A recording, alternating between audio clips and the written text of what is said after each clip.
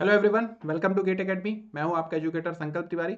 और जैसे कि लास्ट वीडियो में हमने प्रीवियस ईयर्स क्वेश्चन की सीरीज स्टार्ट की थी, जिसमें हमने लगभग अभी 50 क्वेश्चन कर चुके हैं। तो आज हमारा नेक्स्ट 25 क्वेश्चन इस वीडियो में हम लोग कंप्लीट करेंगे। जो हमारी शिफ्ट 1 का पेपर का चल रहा था 2019 का, उसी पर ही हम लोग आज डिस्कस करेंगे। तो आइए शुरू करते हैं आज का वीडियो। और उससे पहले मैं आपको बता दूं कि आरआरबी जेई 2024 के लिए सीबीटी 1 और सीबीटी 2 के लिए गेट एकेडमी ने कोर्स लॉन्च किया है, जो कि सिर्फ और सिर्फ 777 में, जिसमें आपको कंप्लीट सीबीटी 1 और सीबीटी 2 का कोर्स मिल जाएगा। इसकी खासियत यह है कि आप सीबीटी 1 के साथ साथ सीबीटी 2 की भी प्रिपरेशन कर सकते हैं, क्योंकि आप अगर लाइव क्लासेस कहीं पे भी ज्वाइन करते हैं तो सिलेबस कंप्लीट होने में टाइम लगेगा। आप वहां पे सीबीटी 1 के साथ साथ सीबीटी 2 की जो प्रिपरेशन है उसको पैरेलली आप नहीं कर पाओगे।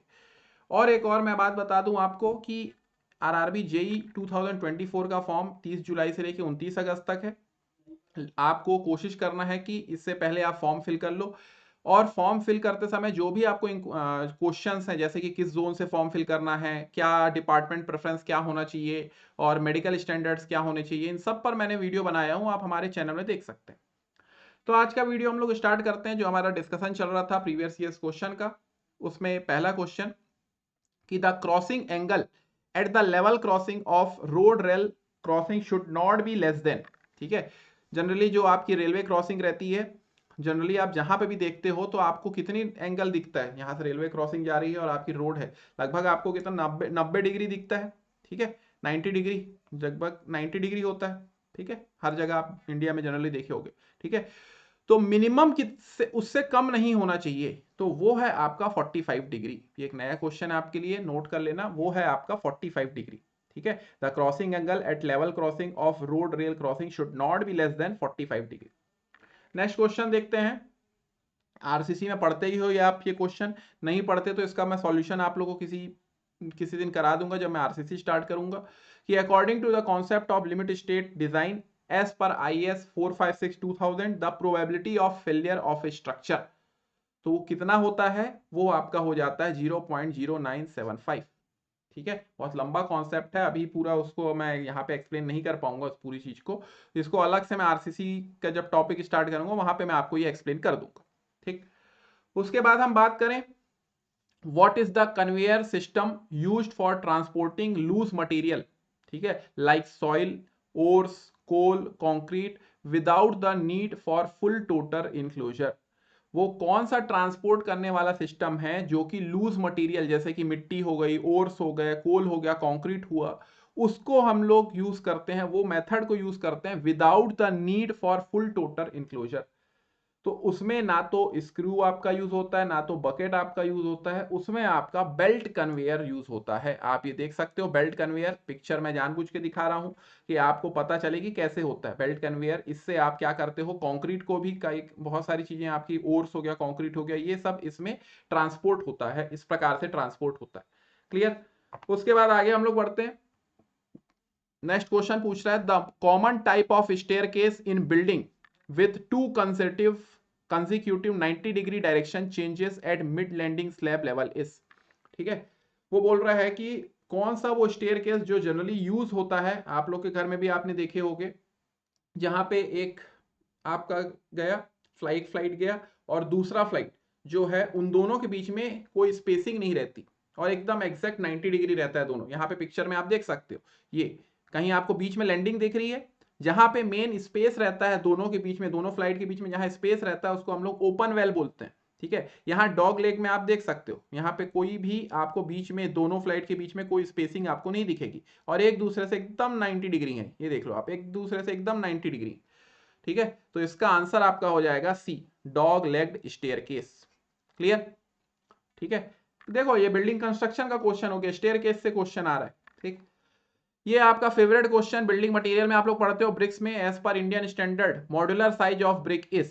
तो मॉड्यूलर साइज क्या होता है भाई, मॉड्यूलर साइज आपका होता है 19 centimetre by 9 centimetre by 9 centimetre, या फिर 190 mm by 90 mm by 90 mm। Clear.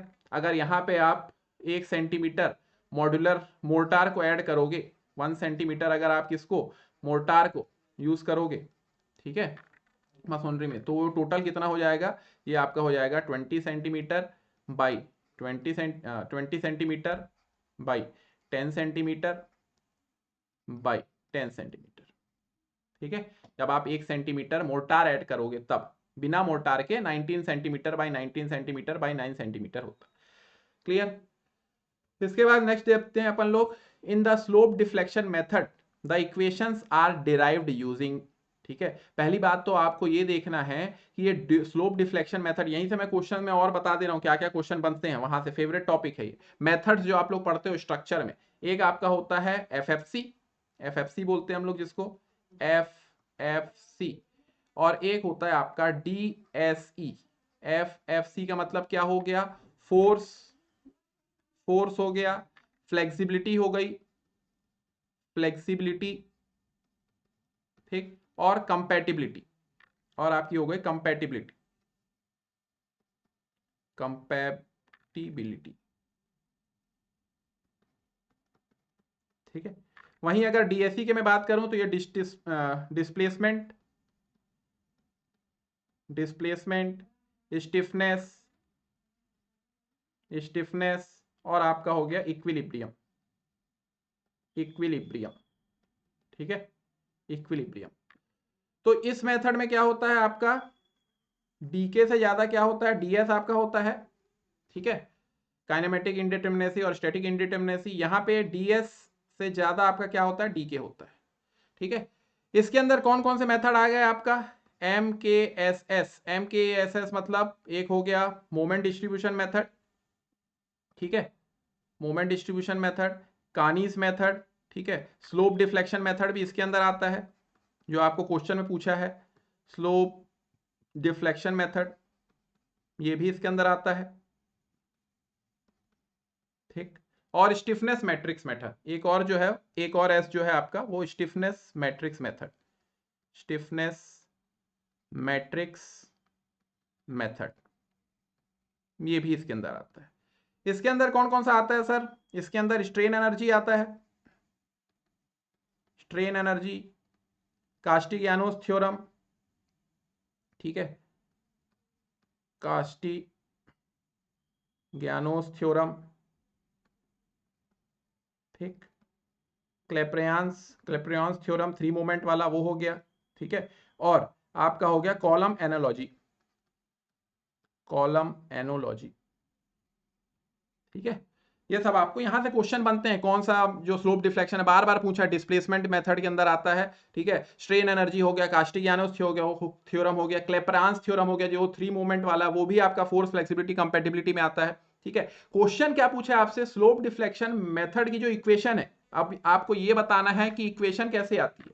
ठीक है, इक्वेशन क्या है इसकी, जनरली आप इक्वेशन लेके चलोगे, M A B that is equal to fixed end moment उसका प्लस 2EI/L, ठीक, 2 theta A plus theta B, theta A plus theta B minus 3del/L, ये होती है इक्वेशन स्लोप डिफ्लेक्शन मेथड में, इसमें हम लोग निकालते हैं। ठीक है, तो स्लोप डिफ्लेक्शन मेथड की ये जो इक्वेशन है ये कहां से डिराइव हुई है, ये आपकी डिराइव हुई है मोमेंट एरिया थ्योरम से। स्ट्रक्चर में आप लोग पढ़ते हो ये कहां से डिराइव हुई है, मोमेंट एरिया थ्योरम से। Double integration method slope and deflection में आप लोग यूज करते हो। ठीक है, मोमेंट एरिया थ्योरम भी, कास्टिग्लियानोस थ्योरम, इन सब पर हम लोग स्ट्रक्चर में पढ़ते हैं, बहुत इंपॉर्टेंट टॉपिक हो जाता है। तो स्लोप डिफ्लेक्शन मेथड की जो इक्वेशन है वो कहां से आई है, मोमेंट एरिया थ्योरम से आई। ठीक है, उसके आगे नेक्स्ट हम लोग देखते हैं कैविटी वॉल। ठीक है, ये आप डायग्राम में देख सकते हो, कैविटी वॉल हम लोग जनरली किसको बोलते हैं, जनरली दो वॉल के बीच में हम थोड़ा सा गैप देते हैं। ठीक है, वो कैविटी वॉल है, यहाँ पे आपको दिख रही है डायग्राम में, एक आउटर वॉल है एक इनर वॉल है, बीच में आप लोग गैप दिए हो, दैट इज कैविटी वॉल। ठीक है, ऊपर कोपिंग है, तो देख सकते हो कि cavity wall is generally provided. क्यों हम लोग कैविटी वॉल प्रोवाइड करते हैं, एक तो साउंड इंसुलेशन आप लोग पढ़े ही हो, साउंड इंसुलेशन हो गया, हीट इंसुलेशन हो गया, और प्रिवेंशन ऑफ डैम्पनेस, इन सब से बचने के लिए हम लोग क्या प्रोवाइड करते हैं, कैविटी वॉल प्रोवाइड करते हैं। तो इसका आंसर क्या हो जाएगा, इसका आंसर हो जाएगा आपका ऑल ऑफ द अबव, मतलब ऑल ऑप्शंस आर करेक्ट, जितने भी ऑप्शंस दिए हैं वो सब इसका आंसर हो जाएगा। क्लियर।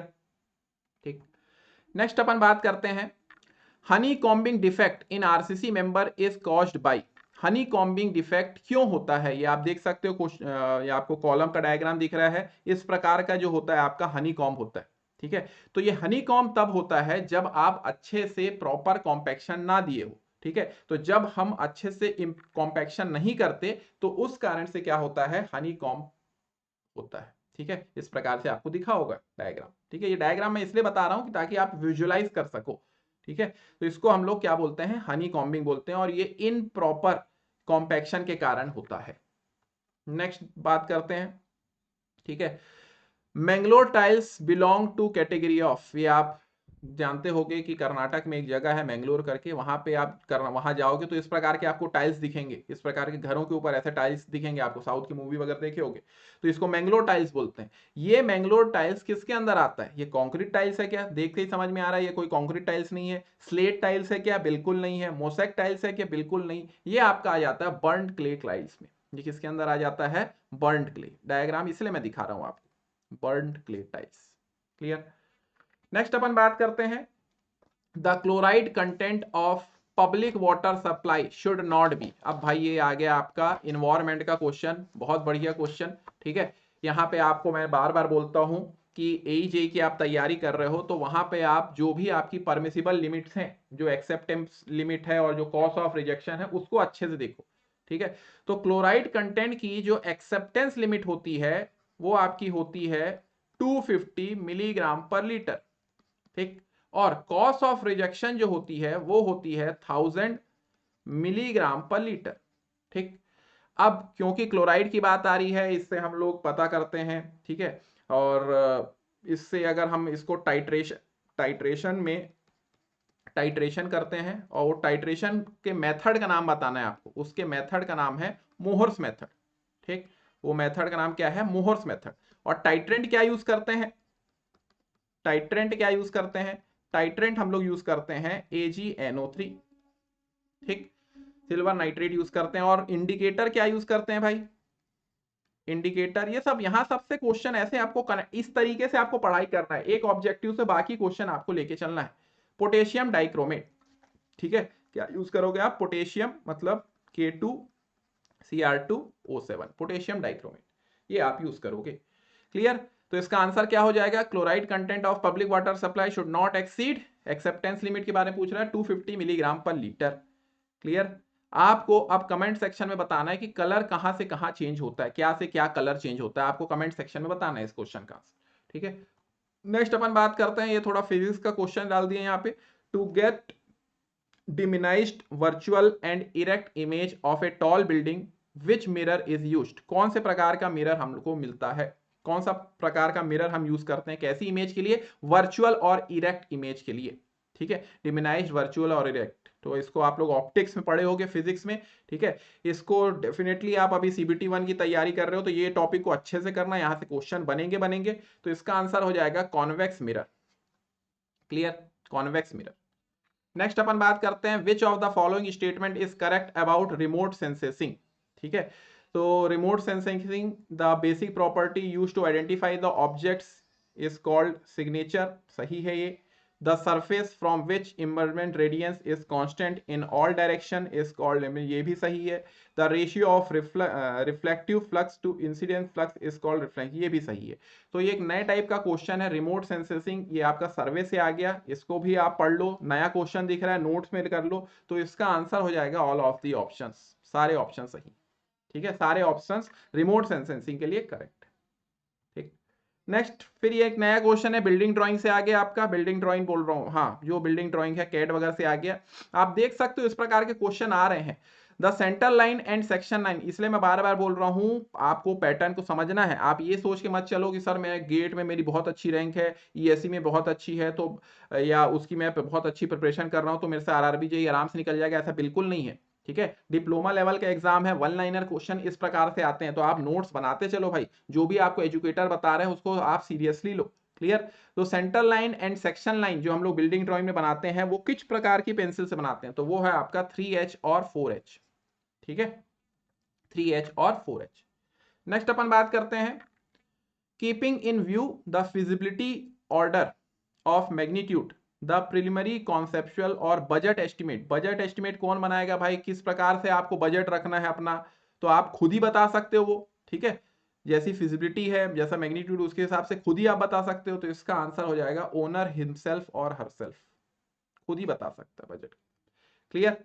आर्किटेक्चर का काम है वो जो है वो बता देगा, कंस्ट्रक्शन मैनेजर जो है, मगर जो बजट एस्टिमेट है वो आप ही बता पाओगे। क्लियर? नेक्स्ट पूछ रहा है बहुत बढ़िया क्वेश्चन, कॉम्बिनेशन कंबाइनिंग टू और मोर प्लॉट्स, दो या दो से ज्यादा प्लॉट्स को मिला के एक सिंगल प्लॉट बनाने को हम क्या बोलते हैं? ठीक है, सिंगल प्लॉट को बनाने क्या बोलते हैं? इसका आंसर गलत लिया था, मगर एक्चुअली इसका आंसर होना चाहिए एमलगेमेशन। एमलगमेशन, एमलगमेशन इसका आंसर होगा। बिल्डिंग सेटबैक लिया था आरआरबी जे नहीं, मगर दावापत्ती में शायद ये चेंज हुआ है।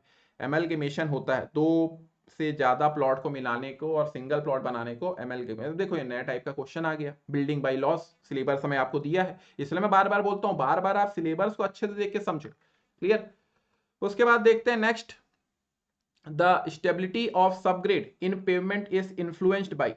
ठीक है, तो स्टेबिलिटी किस चीज पर डिपेंड करती है? सबग्रेड की। आप जानते हो पेमेंट में सबसे नीचे लेयर जो आपकी सॉइल लेयर होती है वो सबग्रेड होती है, उसके ऊपर बाकी सारी लेयर्स होती है। क्लियर? आप लोग ये जानते ही होंगे अच्छे से। तो स्टेबिलिटी उसकी सबग्रेड की किस पे डिपेंड करती है? तो जो स्टेबिलिटी होती है वो डिपेंड करती है आपकी वाटर कांटेक्ट पे, कि अगर पानी, इसलिए बार बार हम लोग जो केम्बर वगैरह प्रोवाइड करते हैं, क्यों प्रोवाइड करते हैं? कि बारिश का पानी बह जाए, क्योंकि अगर वो पानी नीचे चले जाएगा तो उससे आपकी जो पूरा आपका पेमेंट है उसमें पॉट होल्स आ सकते हैं, गड्ढे आ सकते हैं, और स्टेबिलिटी सबग्रेड की वो भी खराब हो सकती है। तो इसका आंसर क्या हो जाएगा? Water contact. ठीक है, स्टेबिलिटी मेन आपकी डिपेंड करती है वाटर कॉन्टैक्ट पे। ठीक है, the main function of a diversion headwork of a canal from a river is. क्या काम है भाई? इरिगेशन का क्वेश्चन आ गया। डाइवर्जन हेडवर्क हम लोग जो यूज करते हैं, जैसे कि आप लोग पढ़े होंगे, ठीक है, मार्जिनल बंड हो गया, ठीक है, या गाइड बैंक बंड हो गया, ठीक है, ये इस प्रकार से आप लोग पढ़े होंगे। यहाँ पे आपकी एक डिवाइड वॉल होती है, ठीक है, इस प्रकार से डिवाइड वॉल, ये यहाँ पे वियर आ गया, यहाँ आपकी डिवाइड वॉल होती है, ठीक, इस प्रकार की डिवाइड वॉल। यहाँ पे आपके फिश लेडर लगे रहते हैं, ठीक, यहाँ से फिर कैनल के लिए आप जगह छोड़ते हो, ये कैनल के लिए आप जगह छोड़ते हो, ये यहाँ से ये अपस्ट्रीम हो गया, यहाँ से रिवर हो गई, और ये आपका क्या हो गया? ये कैनल हो गया। ठीक, ये पूरा डाइवर्जन हेडवर्क का ऐसा डायग्राम आप पढ़े हो गए। डिवाइड वॉल हो गई, ये यहाँ पे आपका वियर हो गया, ठीक, यहाँ पे आपका वियर हो गया, यहाँ पे आपका अंडर स्लुइस हो गया, अंडर स्लुइस हो गया, ठीक, यहाँ पे आपका कैनल हेड रेगुलेटर हो गया, कैनल रेगुलेटर, ठीक है, यहाँ पे फिर आपका सिल्ट एक्सक्लूडर, एक्सट्रैक्टर, वो सब आप देख लेना। तो ये सब जो है आपका डाइवर्जन हेडवर्क है। ठीक है, डाइवर्जन हेडवर्क क्यों हम लोग देते हैं? To raise the water level, कि आप पानी के लेवल को बढ़ाओगे तभी फिर वो कैनल में यहाँ पे जाएगा। अंडर स्लुइस क्या करता है? सिल्ट को रोकता है, सिल्ट एक्सक्लूडर, इंट्रूडर, वो सब क्या है? वो भी सिल्ट को रोकता है। ठीक है, तो रिमूव द सिल्ट काम नहीं है, वाटर लेवल को बढ़ाना काम है। कंट्रोल फ्लड भी काम नहीं है, स्टोर वाटर तो बिल्कुल नहीं है, वो सब आपका डैम वगैरह का आ गया। ठीक है, तो ये जितने डाइवर्जन में वियर आ गया, आपका बैराज आ गया, ठीक है, वियर आप जानते हो कंक्रीट स्ट्रक्चर, बैराज में आपके गेट्स आ जाते हैं, तो ये सारी चीजें आपकी इसमें आ जाती है डाइवर्जन हेडवर्क। तो मेन काम क्या है? To raise the water level, ताकि पानी का लेवल बढ़े, फिर आपका पानी इधर कैनाल में आए और फिर आप इरिगेट कर सको। क्लियर? नेक्स्ट बढ़ते हैं। A beam 10 metre long fixed at its end, it's subjected to UDL. आपको लोड दे दिया है और पूछ रहा है कैसी बीम बोल रहा है। हाँ, ये देखो, ये उस पिछले ही वीडियो में मैंने आपको बताया था फिक्स्ड एंड मोमेंट के बारे में।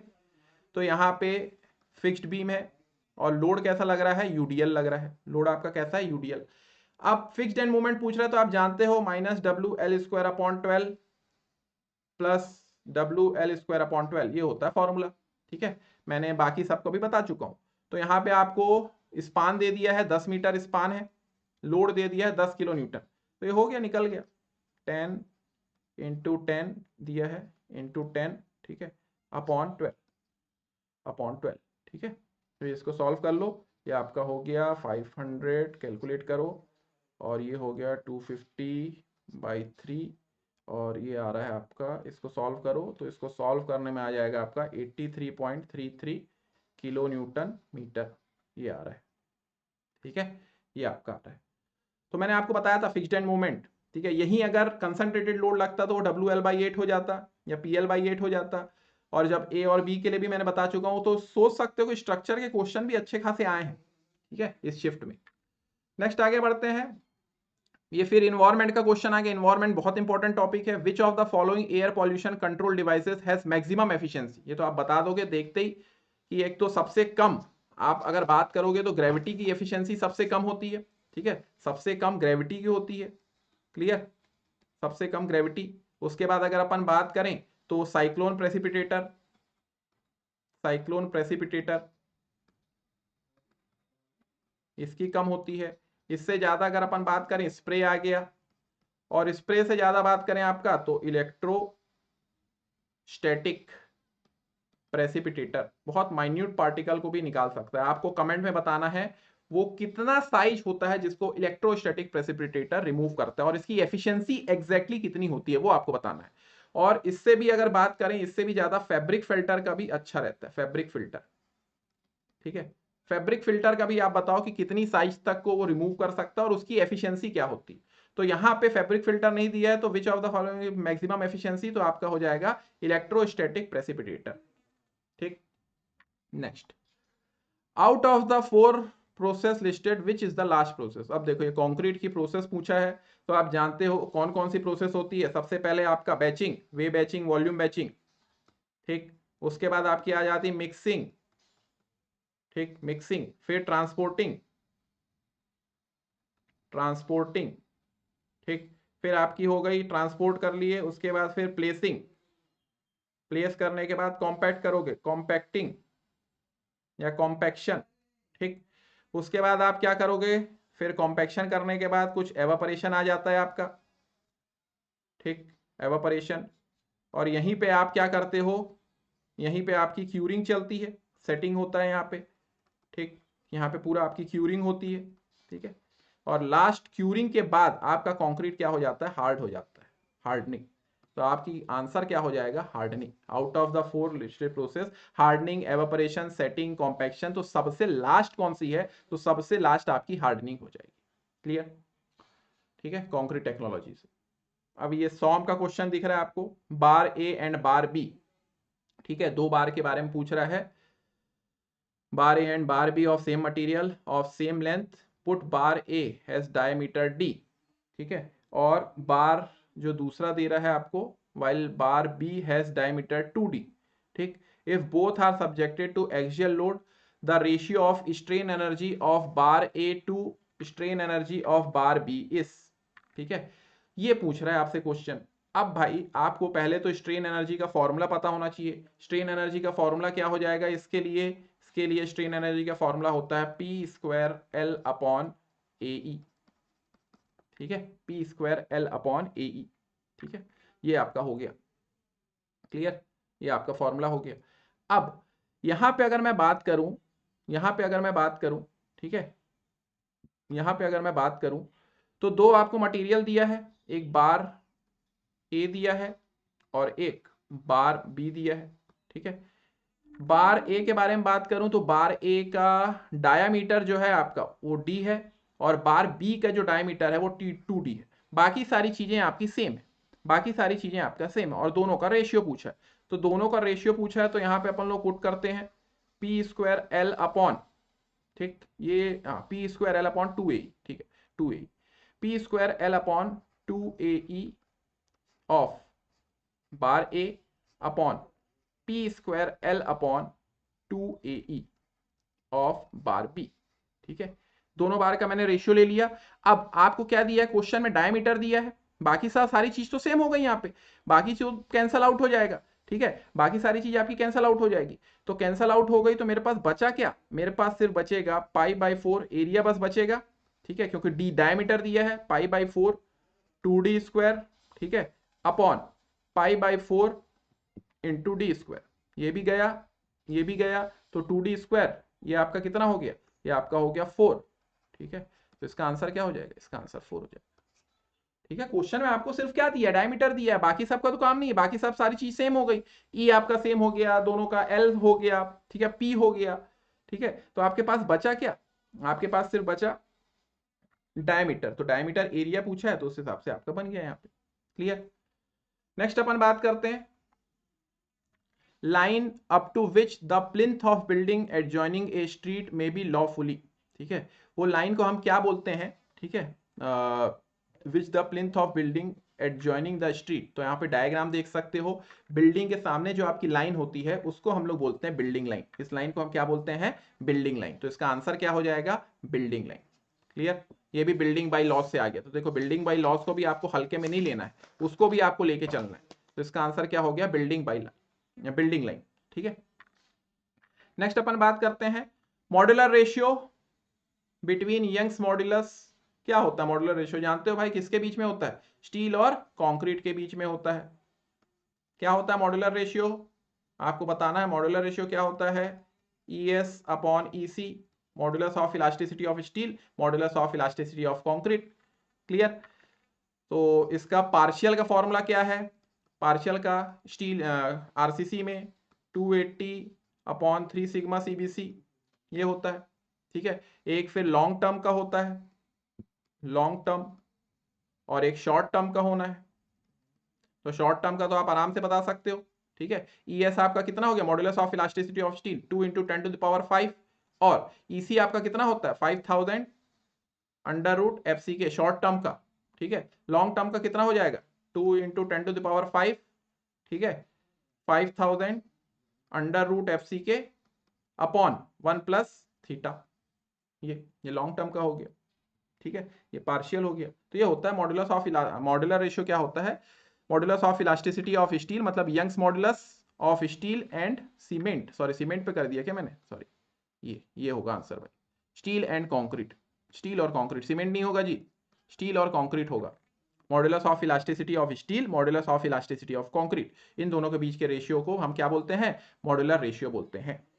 Next, when the quantities of the work items are difficult to be quantified and the rate analysis is also a complex issue but still contractor is willing to undertake a work, then the type of contract is suited for। ये तो बहुत बार JEE में पूछा गया, SSC JEE में पूछता है question, ये आपके कॉन्ट्रैक्ट एंड टेंडर से आता ही आता क्वेश्चन है। ठीक है, जब वो पूछ रहा है कि बहुत डिफिकल्ट रहता है क्वांटिटीज ऑफ वर्क आइटम, ठीक है, तो ऐसे समय जो कॉम्प्लेक्स इशू है, ऐसे समय कॉन्ट्रैक्टर फिर भी उसको लेता है काम को, किस बेसिस पे करता है, उस कॉन्ट्रैक्ट को हम लोग क्या बोलते हैं, उस कॉन्ट्रैक्ट को हम बोलते हैं लमसम कॉन्ट्रैक्ट। उसको हम क्या बोलते हैं भाई, लमसम कॉन्ट्रैक्ट। ठीक है, कई बार इसमें स्पेसिफिकेशन भी पता रहता है, ये सब चीज, तो ये आपका लमसम कॉन्ट्रैक्ट हो गया। ठीक है, आइटम रेट कॉन्ट्रैक्ट क्या होता है, जहां पे हम लोग एक एक आइटम को लेके निकालते हैं, ये खासकर PSUs वगैरह में या फिर सेंट्रल गवर्नमेंट के जितने भी प्रोजेक्ट होते हैं उसमें आइटम रेट यूज होते हैं। ठीक है, एक परसेंटेज कॉन्ट्रैक्ट होता है जो कि स्टेट गवर्नमेंट करती है, वो परसेंटेज बेसिस पे होता है। तो ये टाइप्स ऑफ कॉन्ट्रैक्ट आप देख लेना। क्लियर, नेक्स्ट अपन बात करते हैं which soil will take years and decade to undergo full settlement after the new building is constructed. तो किस प्रकार की, जियोटेक का एकदम बेसिक का क्वेश्चन है, तो वो कौन सी सॉइल है आपकी, दैट इज क्ले, जिसको बहुत टाइम लगता है। ठीक है, which soil will take years and decade to undergo full settlement after new building, उसको हम क्या बोलते हैं, वो कौन सी सॉइल है, क्ले। तो ये थे आपके आज के 25 क्वेश्चन। नेक्स्ट वीडियो में अब हम लोग बाकी 25 क्वेश्चंस करेंगे। तो जो भी डाउट है आप कमेंट सेक्शन में कर सकते हो। नेक्स्ट वीडियो में हम लोग उसको फिर फुल बताऊंगा कि क्या डाउट है आपका, उस चीज को मैं क्लियर करूंगा। तो मिलते हैं नेक्स्ट वीडियो में, तब तक के अपना ख्याल रखो, घर में सुरक्षित रहो, धन्यवाद।